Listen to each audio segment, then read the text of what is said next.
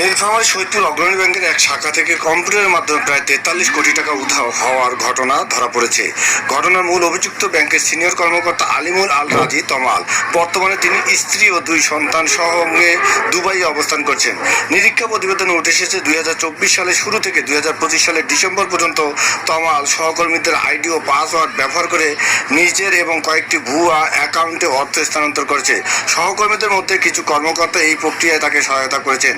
বিশেষ করে সাবেক শাখা ম্যানেজার আবুল লতিফের নাম উল্লেখযোগ্য। অভিযোগ রয়েছে তিনি সুবিধা নিয়েছেন। তদারকি ব্যর্থ হওয়ায় শাখা ও জোনাল অফিস বিষয়টি দ্রুত শনাক্ত করতে পারেনি।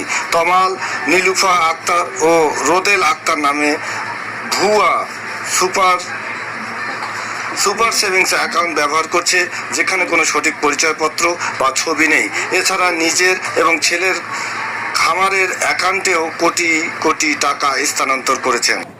নীলফামারী সৈয়দপুর অগ্রণী ব্যাংকের এক শাখা থেকে কম্পিউটারের মাধ্যমে প্রায় 43 কোটি টাকা উধাও হওয়ার ঘটনা ধরা পড়েছে।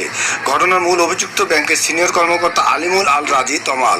বর্তমানে তিনি স্ত্রী ও 2 অগ্রণী ব্যাংকের ব্যবস্থাপনা পরিচালক জানিয়েছেন বিষয়টি উচ্চ আদালতে বিচারাধীন।